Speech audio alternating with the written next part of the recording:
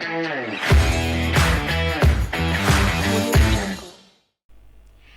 Sobat Podcast, welcome back to our podcast di mana kita bakal ngomong ringan tapi berbobot. Nah, kali ini kita akan membahas topik yang sangat penting di tengah-tengah kondisi perekonomian yang ya tidak stabil lah ya.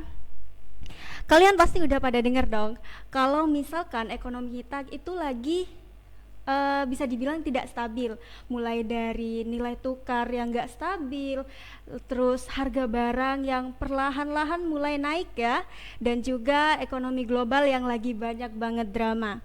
Nah, sebagai anak muda tentunya kita gak cuma bisa duduk diam sambil nunggu cuan dong. Pasti kita harus mikir ke depan gimana caranya supaya keuangan kita bisa lebih aman dan bahkan bisa lebih berkembang. Untuk itu saya gak cuma sendiri aja, di sini saya bersama moderator yang luar biasa hebatnya. Silakan Ibu Ida Subaida SEMSA, boleh perkenalan diri terlebih dahulu. Oke, terima kasih Reva. Selamat siang Ibu. Oke. Ya, saya Ida, tadi sudah dikenalkan oleh Reva ya. Kebetulan sebagai dosen Fakultas Ekonomi dan Bisnis di program studi manajemen. Siang ini diajak ngobrol katanya oleh teman-teman BEM.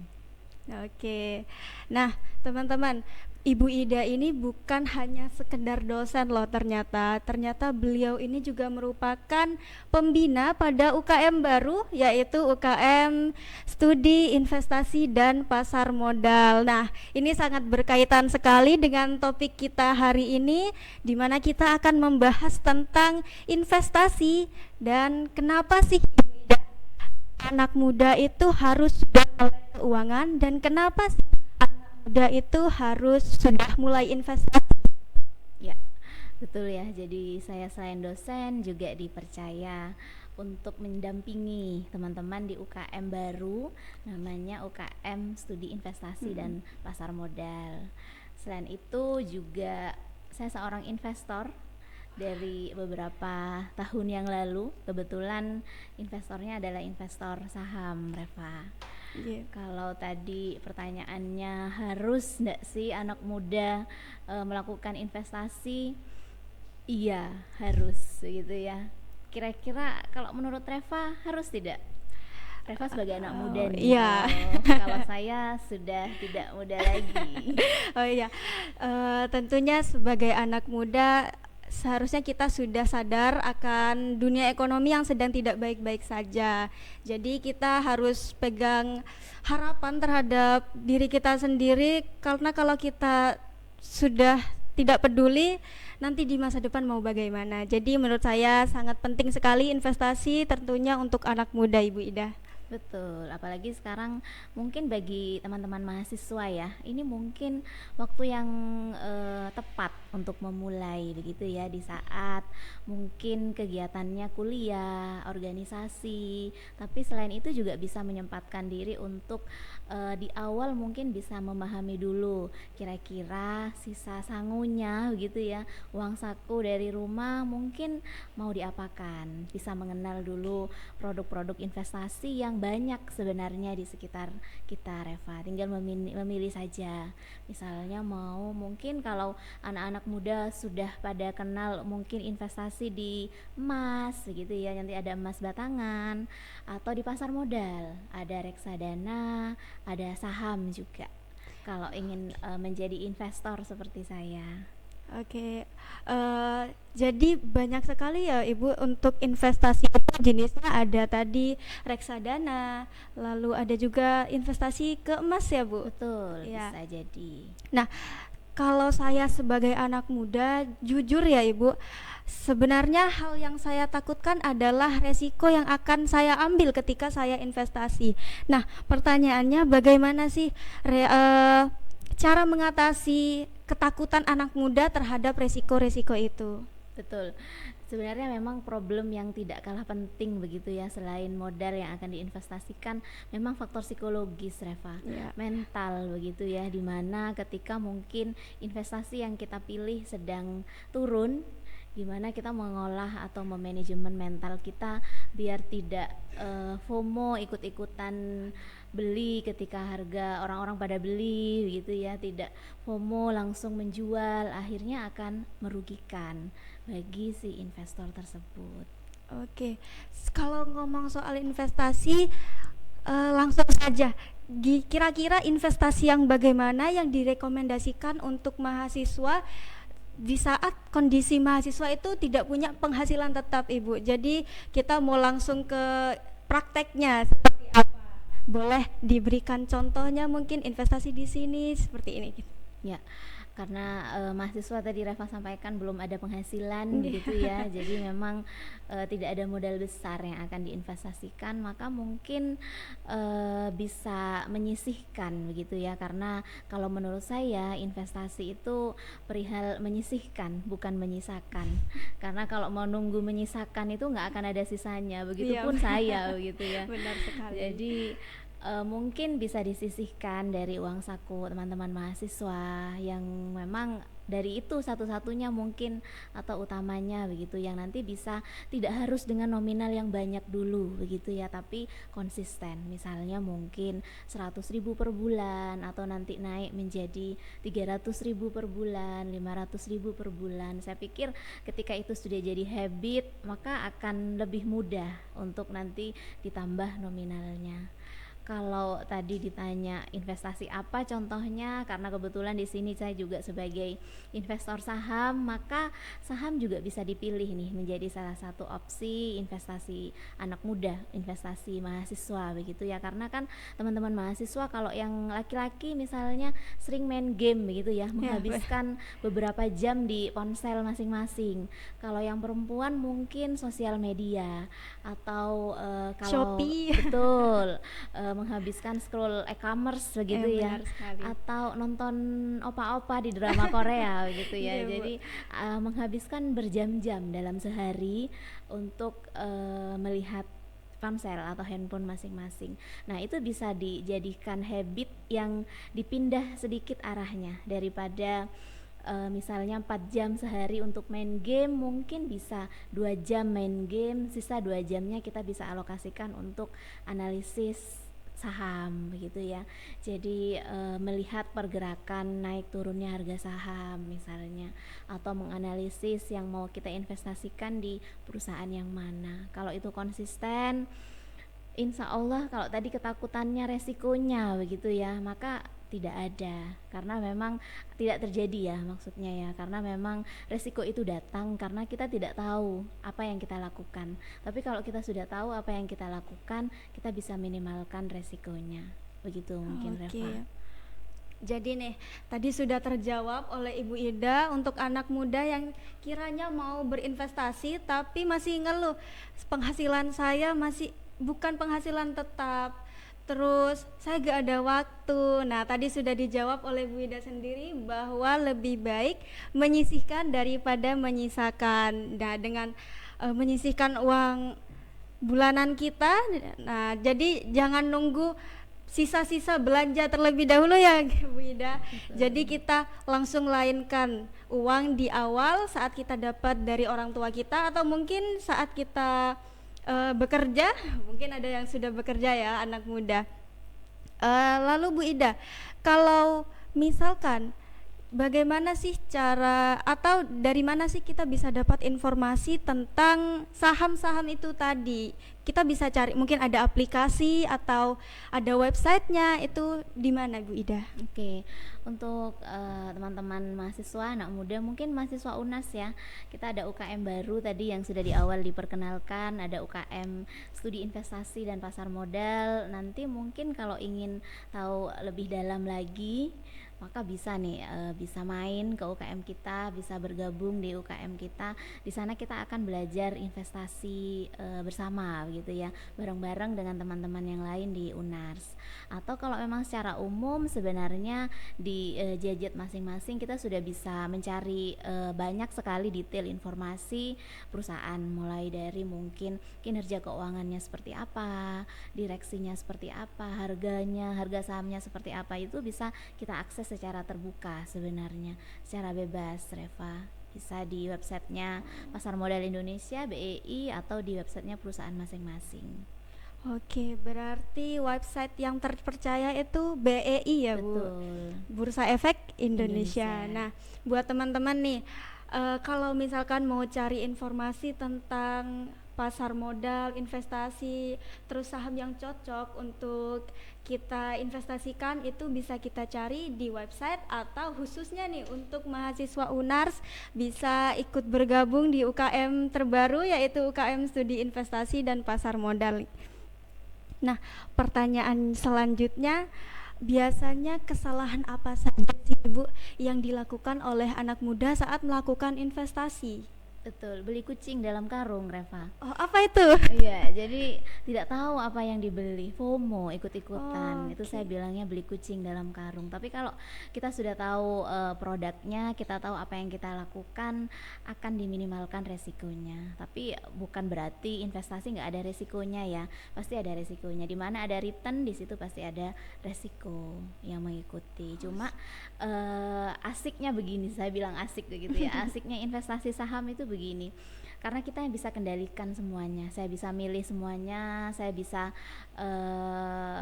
jual kapan, saya bisa beli kapan, saya yang manage gitu. Jadi asiknya semuanya ada di bawah kendali investor begitu. Oke, berarti kita harus paham terlebih dahulu tentang apa sih yang kita investasikan. Jadi kita punya kendali atas hal yang kita miliki. Berarti kalau FOMO itu apakah hal yang baik atau yang buruk, Ibu? Karena kemarin saya sempat baca ada statement yang menyatakan seperti ini. Harga emas mulai naik. Generasi Z mulai berbondong-bondong membeli emas, dan netizen sebut itu adalah FOMO. Nah, bagaimana sih pendapat Ibu tentang statement ini? Ya, FOMO itu tadi ya, berarti dia tidak tahu, hanya ikut-ikutan, ikut yang harga emas kemarin mungkin di beberapa waktu terakhir naik-naik terus nih. Beranggapannya kan mungkin si Gen Z tadi bilangnya ini akan naik lagi begitu. Tapi ternyata beberapa waktu kemudian sudah mulai turun lagi sepertinya. Tapi kalau memang FOMO-nya ternyata masih di arah positif begitu ya, artinya ketika tidak langsung ikut-ikutan saja tapi dilakukan analisis mungkin sedikit atau lebih banyak, maka mungkin bisa mengurangi resikonya dari FOMO itu.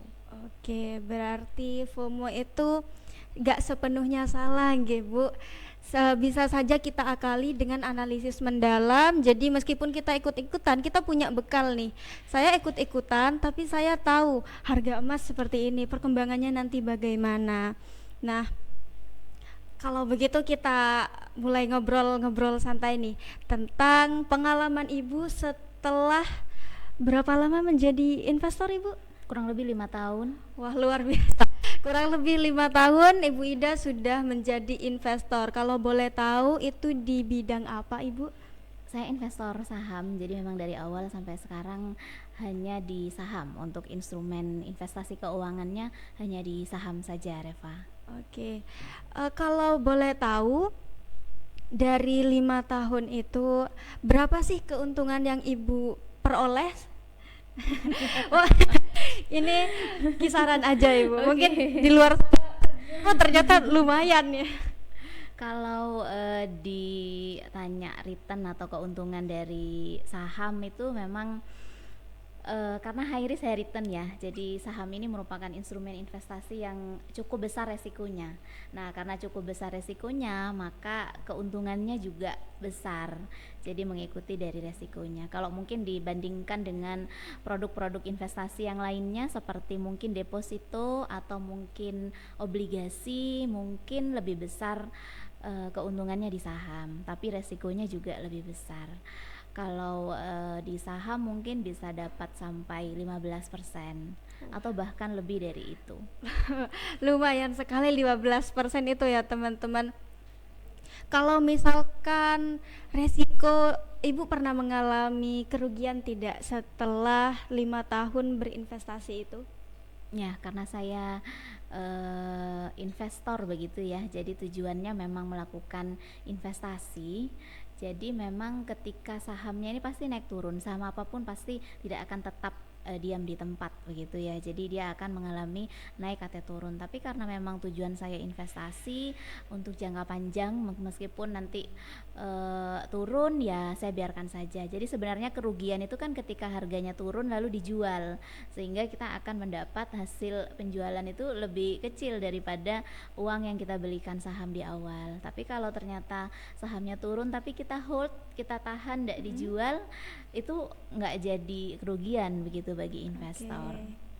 Oke, jadi meskipun Bu Ida ini pernah atau tidak? Tidak ya, Bu? Sahamnya pernah turun, tapi tidak cut loss. Cut loss itu merealisasikan kerugiannya, Reva. Jadi tidak saya jual. Nah, meskipun sahamnya itu mengalami penurunan, tapi sebagai investor yang bijak tentunya tahu dong apa sih hal yang harus dilakukan. Nah, salah satunya yang dilakukan Bu Ida adalah dengan menahan saham tersebut, nunggu harganya naik lagi baru kita jual.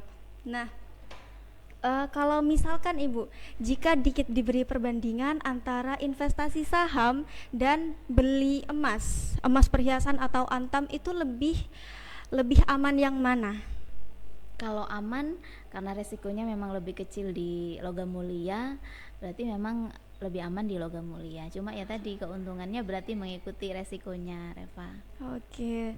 Wah, ternyata untuk memulai investasi itu gak cuma kita bisa beli saham aja. Mungkin kita kurang paham, mungkin kita terlalu malas untuk searching informasi di website tentang investasi. Kita bisa beli logam mulia kalau mau aman. Tapi sebagai anak muda tentunya bisa menepis dong perasaan dan sifat malas itu, karena kan kita sedang bergantung ke diri sendiri. Nah, lumayan sudah bikin pusing kepala atau tidak, teman-teman? Nggak jadi ringan ya, Reva ya, jadi berat ya? Nggak, jadinya sedang-sedang aja, Ibu. Jadi untuk itu teman-teman, mari kita mulai melek keuangan, jangan tutup mata lagi kalau enggak nanti ini baik-baik aja, enggak kok nanti ada orang tua saya. Ini hanya untuk orang-orang yang punya backingan ya Ibu. Tapi untuk orang-orang yang mandiri, dan semuanya diharapkan mandiri. Nah, tentunya kita harus sudah mulai melek akan keuangan dan paham apa itu investasi, lalu kapan sih kita mau investasi. Terus teman-teman di luar sana, bukan cuma anak muda ya, gimana nih orang-orang dewasa sekalipun kalau misalkan nonton video ini gak usah merasa terlambat, wah ini sasarannya untuk anak muda, saya udah berumur. Jadi jangan seperti itu, kita bisa atasi keterlambatan itu sedini mungkin. Mulai dari sekarang aja kita cari yang aman-aman dulu, lebih baik menyisihkan daripada menyisakan.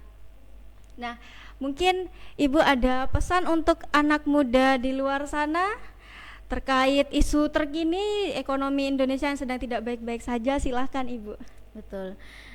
Ini juga menjadi bisa salah satu opsi ya untuk anak muda, nanti mungkin bisa jadi tujuan selain nanti kalau sudah lulus ingin jadi apa begitu ya, selain bekerja, berwirausaha, mungkin investor bisa jadi salah satu pilihan. Jadi ini karena tidak hanya untuk melatih menabung, melakukan investasi, tapi juga akan memberikan keuntungan. Jadi mungkin keuntungan dari investasi bisa sama dengan gaji ketika sudah bekerja begitu, bisa jadi tambahan. Kalau ada yang double, kenapa single begitu ya. Kalau ada hal lain yang bisa menguntungkan selama masih itu tidak melanggar peraturan atau ketentuan, bisa dilakukan oleh teman-teman mahasiswa atau anak-anak muda lainnya. Karena kan pengangguran sudah di mana-mana begitu ya, kita bisa sekali ciptakan sendiri. Selain berwirausaha sesuai tagline kampus kita, bisa juga jadi investor. Oke, benar sekali. Nah, tidak terasa ternyata kita sudah ngobrol-ngobrol sekitar berapa ini? Lama, lumayan lama. Dan saya akan tarik kesimpulan dari percakapan kita dari awal sampai akhir bahwa investasi itu bisa dimulai dari usia muda. Dan untuk meminimalisir ketakutan para anak muda nih tentang resiko-resiko yang mungkin terjadi akibat investasi, solusinya adalah analisis. Banyak-banyak membaca, banyak-banyak mencari informasi tentang kenaikan saham, tentang harga emas. Nah, jadi banyak-banyak literatur lah intinya. Dan kita khususkan, kita undang kembali kepada seluruh mahasiswa Universitas Abdurrahman Saleh Situbondo yang mungkin tertarik nih dengan topik investasi dan pasar modal, boleh ikut bergabung bersama Ibu Ida di UKM terbaru, yaitu UKM Studi Investasi dan Pasar Modal. Nah, untuk teman-teman jangan lupa nantikan podcast selanjutnya dari BEM Fakultas Ekonomi dan Bisnis, dan dari kami terima kasih, sampai jumpa. Boleh lambaikan tangan ke kamera Ibu?